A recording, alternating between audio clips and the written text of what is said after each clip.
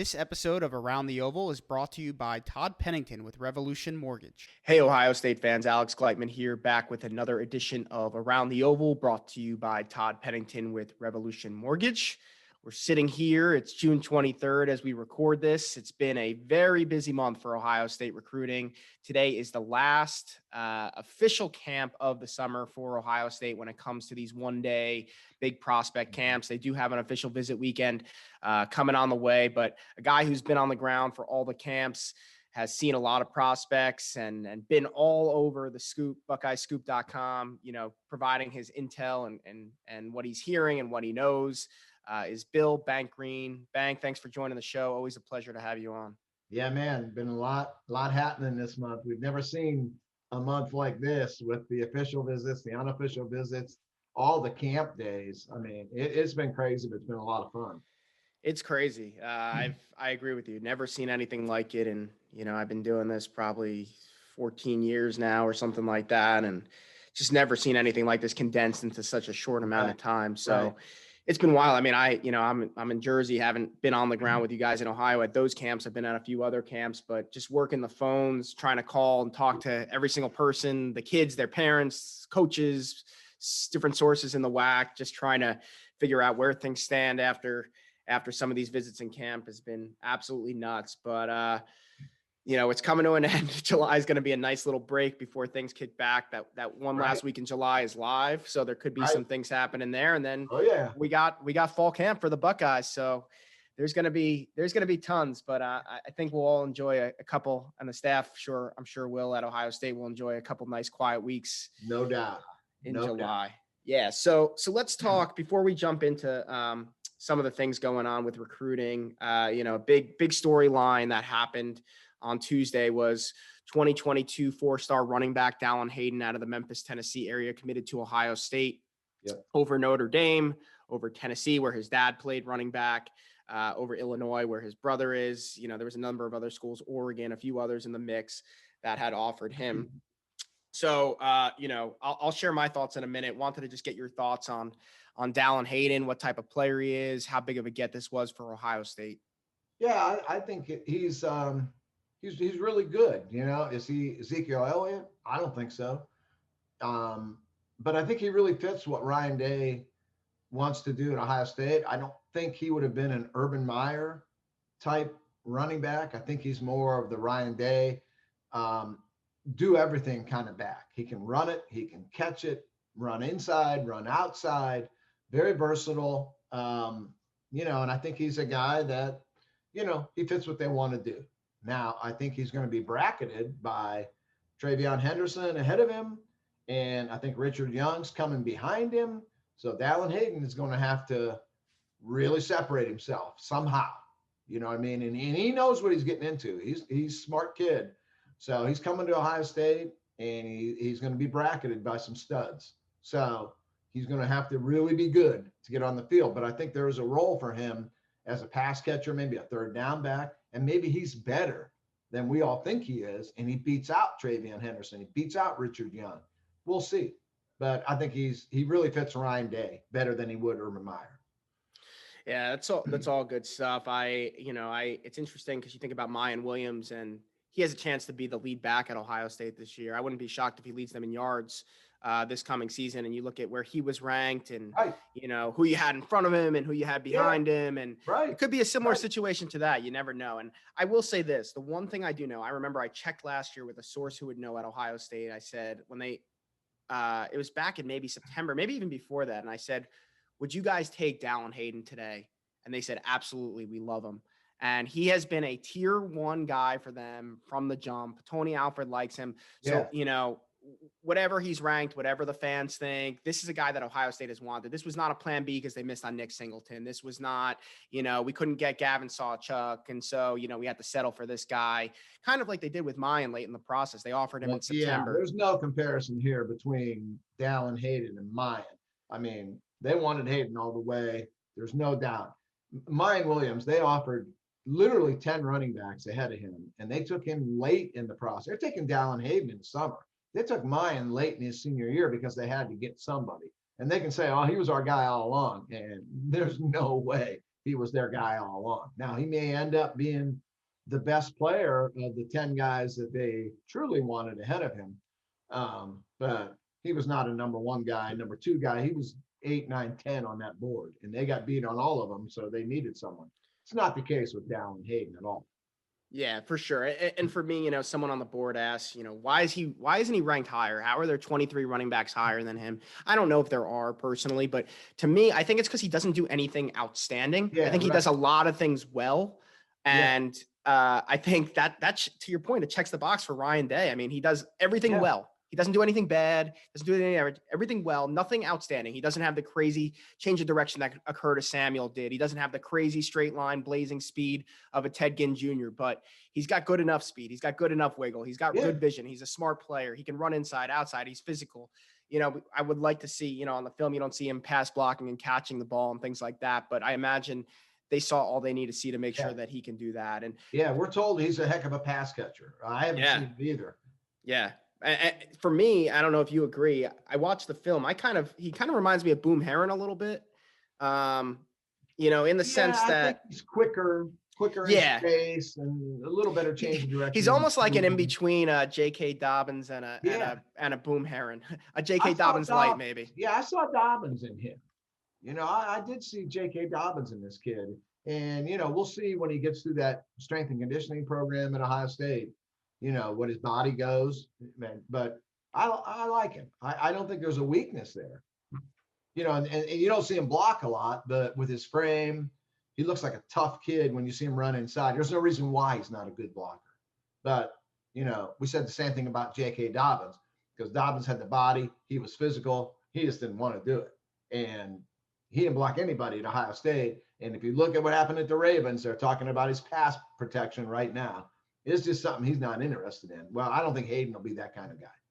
Yeah, I agree. And having a dad who played college football, high-level college football, and then in the NFL helps a ton. And that's an underrated thing that people don't realize. Those little nuances that he passes down to him are definitely going to be big. And his brother, Chase Hayden, played at Arkansas. He's at Illinois now. So he's learned from a lot of guys who have experience. I think that's going to be huge. Yep, I agree. So Hayden's in the hopper. Let's talk about who's next. I mean, when you look at the 2022 class and all the guys they're in, I think July is going to be a crazy month for commits. I think all these guys took their visits in June. They're going to buckle down, and you're going to see a lot of commitments throughout the month of July. Who do you think, and it could happen in June, who do you think is next for Ohio State when it comes to 2022 commitments? Yeah, man, that's a tough one for me. I kept thinking like Emil Wagner, but I don't know, now it seems like he's kind of slowed down. I could see Addison Nichols maybe jumping in the boat fairly quick here. I don't know. It's kind of hard for me to throw out someone right now because I don't know time frame of these guys. I'm never really good at that. And then I think people are going to want to digest this whole month of June. Even if you're deciding in July, man, these kids have jammed a lot of visits into a short time period. So that's a tough one for me. If I had to throw out a name, I would probably say Addison Nichols. But we'll see. See where that goes. Yeah, that's one of like three guys I had on my list. I mean, Kojo Antwi is he's deciding on July 5th. I know that they made up a lot of ground on that visit. I just don't know if they're going to get him. Right. I know that I think the parents are probably maybe more into Ohio State a little bit maybe than he is. From what I hear, I don't know. I think they're in the game for sure, and I think they could get him. I mean, never doubt Hartline. No, they're definitely in that one. They moved up. They've moved up there. Yeah, just with that date. It's Brian Hartline, so yeah, and that July 5th date is earlier versus a lot of other guys. So if they're going to get him, I mean, that's a name to watch. And then Carter Smith, I know wanted to get things done by July 4th, and right now it's not looking like it's going to happen. Maybe Indiana or someone like that. Some level, kind of a step below Ohio State. I think with how they're looking, and that brings me though to another offensive lineman, Ernest Greene. I think Ernest Greene. Wow. I wouldn't be shocked if he pops in the next week or two. Well, I had heard there were some rumblings that he was going to take his official like this coming weekend. Now I'm hearing probably going to be the Oregon game. The thing about Ernest is he showed up at Ohio State, a week ago, or maybe it was this week. Everything runs together. It was recently. This past at Ohio State on his own. Yeah, he was there on his own dime. to work out for the staff. And that tells you a lot when, that's not an easy trip from LA to Columbus. I mean, it's not like he's driving up from Cincinnati. So he made a special trip to come to Ohio State when he could have easily just taken his official and saved the money. As a parent, why are you spending that kind of money, when official visits are on right now? Well, that told me about interest on his end and his parents' end. That told me all I needed to know from their end, how they view Ohio State. That's serious. When you're paying money, you don't have to spend to take that visit. So I knew where they were at. I just wasn't sure how Ohio State looked at him. And, from doing some more checking in that, I think they would take Ernie like now. They want Ernest Greene. So that tells me I know interest on his end. I know interest on their end. I think that one's going to happen. But I think he's taking his official for the Oregon game now. So that might take a while. Or he could commit before. My thought is, right now I know the only official visit he has scheduled is Ohio State for that Oregon game on September. Okay, 11th. that is only one right now. Okay. Only one. Yep. So that's how it was. Right now that's the plan. Now, if he saw everything he needed to see and they saw everything they needed to see, why not? If you're just going to Ohio State, commit and then you come back for an awesome game. Right. Commit now and come back as a committed recruit. Yeah, I wouldn't be shocked if that happens. So that makes a lot of sense. I could see that. Yeah, so we'll see. It's going to be interesting, and there's always going to be surprises and things like that. I mean, they got another big list of official visitors coming this weekend. I mean, I'm looking down the list now. I don't see anyone like Ine White or Kenyatta. I mean, maybe Kenyatta Jackson, I guess, if they convinced him or something. Maybe someone like that jumps in. But the guys like Gabriel Brownlow-Dindy and Ine White and but I don't think those aren't the ones who are going to commit on the spot. No, I think he's locked into Oklahoma. And that kid, I mean, when Mark and I did our Scoop 100, that was the guy that I pushed for. I can almost see that guy like number one in America. I think Brownlow-Dindy is amazing. And I think he's going to be a superstar and maybe the number one overall pick someday. I'm that high on him. So he's going to Oklahoma, and everyone knows he's going to Oklahoma, but he wants to come visit me for a weekend. Bring him in. You never know. The Ohio State track record on these official visits is pretty high. So, people talk about, it's just a wasted trip. Man, if I get Brownlow-Dindy on my campus, that's not waste. 1,000%. Maybe he goes to Oklahoma and hates it in a year and wants to transfer. So almost, Brownlow-Dindy will be on my radar until he goes to the NFL. He's that good. Agree. And, he confirmed to me that he will be on campus this weekend. So that's awesome. You take your swing, step up to the plate, take your swing and try to hit a grand slam with the bases loaded in the last inning, right? Down 3 runs. So no doubt. Cool. So before we let you go, last thing we want to talk about, the big Ohio 3, they've all been on campus. Yesterday, Luke Montgomery, offensive lineman from Findlay, Brendan Vernon, defensive end from Mentor. And then Sonny Styles has been on campus twice. Most recently, actually last week, he's been on campus 3 times, back-to-back days last week, and then earlier in the summer. Wouldn't be shocked if he even pops over one more time before the month's out from Pickerington Central. Tell us a little bit about what you're hearing on where all 3 of those guys, who will clearly be the top 3 in Ohio for 2023, where do things stand with them in Ohio State right now? Yeah, I think Sonny Styles is an OSU Notre Dame battle. Yes, he's going to go visit Alabama. I mean, any school in the country would take him today and be thrilled to get him. But I think it's going to come down to Ohio State and Notre Dame. Man, that's a tough one for me. I know Mark is a lot closer to that one than I am. The vibes I get from Sonny, I would have Ohio State as the leader there. I sure like watching him work with Al Washington. I watched him the week before work with Kerry Combs and Matt Barnes. I loved how they coached him. I loved the way he responded to them. You could see the relationship. Now, I've never been to a Notre Dame camp. I have not seen him with Marcus Freeman, and I know Marcus can recruit with anyone. But I just loved what I saw there. And coming back for that second time meant a lot to me. The key to me is going to be this fall. If he's going out to South Bend every weekend to watch those games, that's going to tell me a lot. I know his brother's there. I know he loves his brother, but I think instead of what he's saying, to watch what he's doing, I want to see what games he shows up where he shows up this fall. That's going to tell me a lot for Sonny. But I would have Ohio State as the leader there. Brennan Vernon, I've always had as an Ohio State lock or whatever. Man, I ain't so sure right now. Met Brennan's parents, great people, talked to them. This was the first time me seeing Brennan and talking to him in over a year. You know, the COVID year really took its toll on getting to know these people. I can see the allure of Notre Dame for Brennan Vernon. I really can. Smaller campus.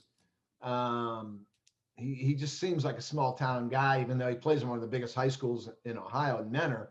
I can see it. And Marcus, great recruiter. Mike Elston, great recruiter as the D-line coach. I see everything, you know, I get it. But, man, watching him work with Larry Johnson yesterday and the parents, just seeing how they responded to Ohio State, I think it's a battle, but I think it's one Ohio State can win. With Sonny, I have Ohio State in the lead. Brennan, maybe tied or maybe Ohio State just a skinch ahead. Luke Montgomery, I think, is coming to Ohio State.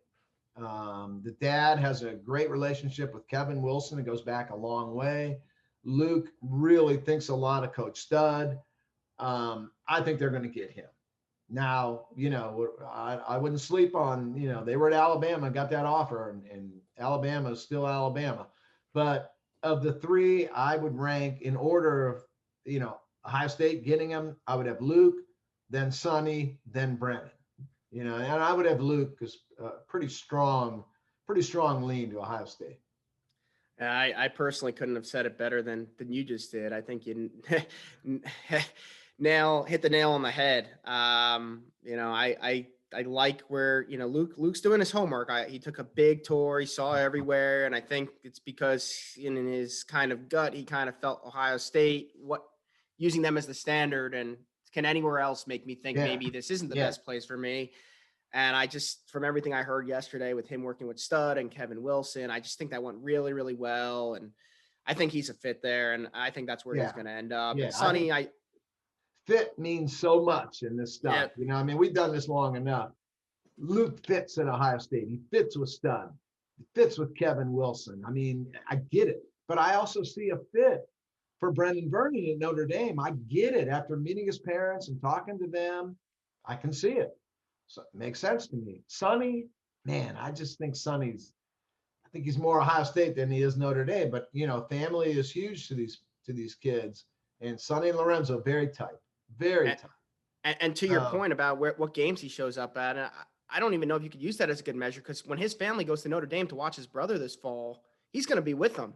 And that's not necessarily the kid being. He doesn't have to be. If he's going to commit to Ohio State, you know, he's not 12 years old. I mean, he can stay home for a weekend by himself. I want to see. I want to see where he goes. Yeah. And, you know, because to your point, if mom and dad are headed to South Bend and Sonny is staying home that weekend and comes to Ohio State, that's going to tell us a lot, isn't it? Oh, yeah.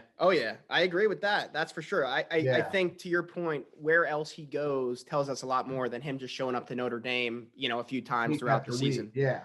But that will help Notre Dame, no doubt about that. Getting the kid on campus and getting FaceTime with them helps. So I agree with you, though. I do think I just see him at Ohio State. And I'm not ready to make a call on Brennan Vernon, but if I had to, gun to my head, I think I might go Notre Dame. I could see it. I'm not going to argue with that. Yeah, I don't know. I just get that vibe that's his personality. You watch that video we did with him after camp, whoever filmed it. I don't know which of you guys filmed it, but everyone was interviewing him, and someone asked about the schools. And when they asked about Notre Dame, he started talking about Notre Dame. I normally say, don't put a ton of stock into these interviews and things like that. Like, you taught me that for sure. But you watch the kid's reaction and the way he perks up when he's talking about Notre Dame. It was just different. You just saw it in his eyes. He's not a game player. Brennan is not. He's not playing the media, playing the game. That's not Brennan Vernon. What you get out of him is going to be the truth. There were some of these kids playing. It's like, come on. You know, I interviewed those kids from South Florida yesterday too, 4 of them. And it was like, come on. Ohio State was the greatest place in the world, right? Know the game. They know the game. Brennan's not playing a game. What you get out of Brennan in an interview is that's who he is. Yeah. For sure. Well, it's going to be interesting to see how all this stuff plays out. Appreciate you, Bank. Coming on, breaking things down with us. Very excited for the rest of this month, see how things go with Ohio State. full coverage on BuckeyesScoop.com. Make sure if you're not a member, you have until July 4th to become a member, and you automatically get entered to win 4 tickets to the Ohio State-Oregon game on September 11th.